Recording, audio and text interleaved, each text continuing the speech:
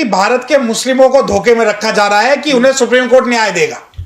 भारत के मुस्लिमों को धोखे में रखा जा रहा है कि आप लोग जो है चुपचाप हर चीज सरकार की स्वीकार कर लीजिए। आप ये देखिए कि भारत का मुस्लिम आज अपनी जमीनों को अपनी कहने से डर रहा है।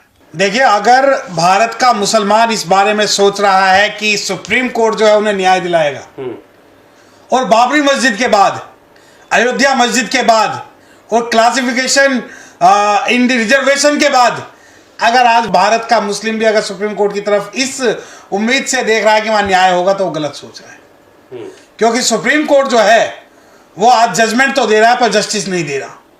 और रही बात पिछले 10 से 15 सालों में, जब से वर्तमान सरकार है, सुप्रीम कोर्ट ने चाहे कुछ भी कहा हो, लेकिन अंततः जो फैसला है वो सरकार के पक्ष में दिया है। अब सवाल आता है कि वक्फ के मामले में क्या भारत के मुसलमानों को सुप्रीम कोर्ट से उम्मीद है या न्याय मिलेगा? तो आप लिख देना अपने आज कि सुप्रीम कोर्ट इस मामले में कोई भी इंटरफेरेंस नहीं करेगा, बल्कि जो मुस्लिमों की जो यूनिटी होकर और उस पर सरकार पे दबाव बनाने का काम है, वो सुप्रीम कोर्ट में पिटीशन फाइल करके उस इलीगल काम को और भी ज्यादा जो है ये सुप्रीम कोर्ट के लिए तैयार हो गया ना सुप्रीम कोर्ट। देखिए, नहीं, सुप्रीम कोर्ट तो बाबरी मस्जिद पे भी सुनवाई के लिए तैयार हुआ था। सुप्रीम कोर्ट तो दूसरे मुद्दों पे भी सुनवाई के लिए तैयार हुआ था। सुप्रीम कोर्ट तो बुलडोजर पॉलिसी में भी तैयार हुआ था। सुप्रीम कोर्ट तो तल्ख टिप्पणी करता ही है हर मामले में, परंतु जब उसका रिजल्ट आता है तो वो टिप्पणियां जो है वो गायब हो जाती है।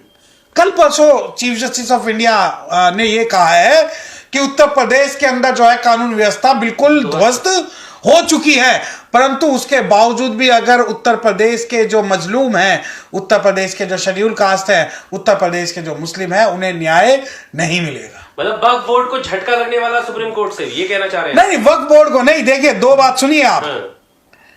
एक है वक्फ बोर्ड और एक है वक्फ बोर्ड अमेंडमेंट बिल।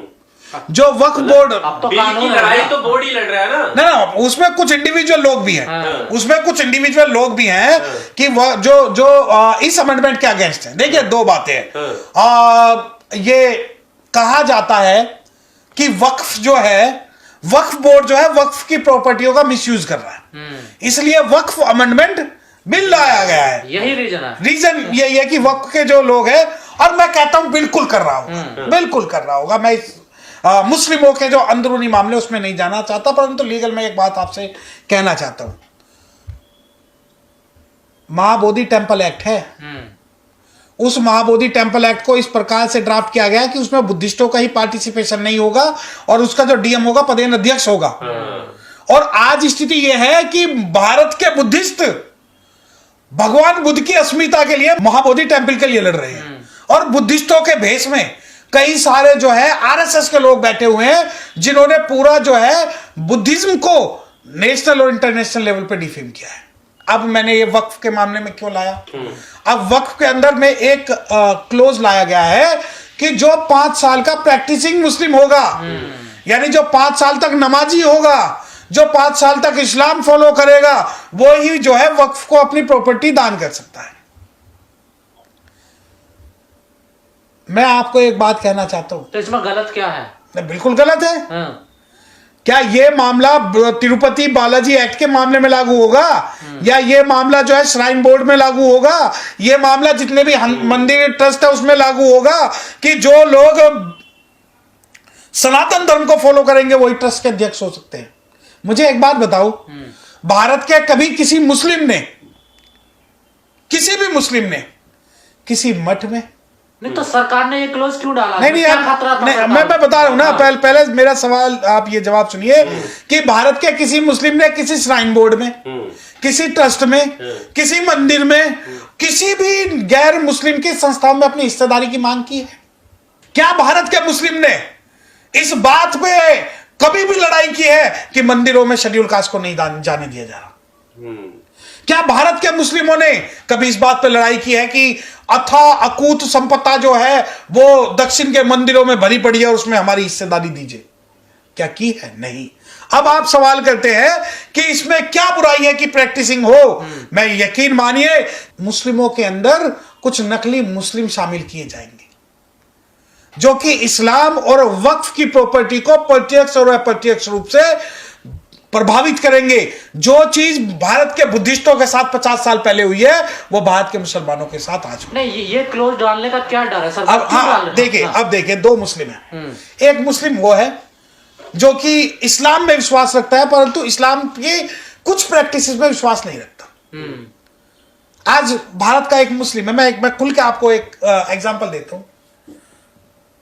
भारत का मुस्लिम आज पब्लिक में नमाज पढ़ने से डर रहा है।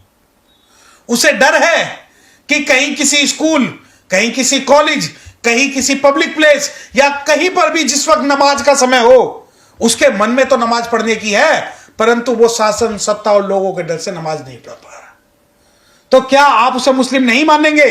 और एक कन्वर्टेड मुस्लिम होगा जो 5 वक्त की नमाज करेगा, उसे सरकार का भी संरक्षण होगा और लोगों का भी समर्थन होगा, उसको ये रियल प्रैक्टिशनर मुस्लिम मानेंगे और उसको वक्फ बोर्ड के अंदर ही शामिल करके वक्फ के अंदर कुछ ना कुछ गड़बड़ जो है ये लोग करेंगे।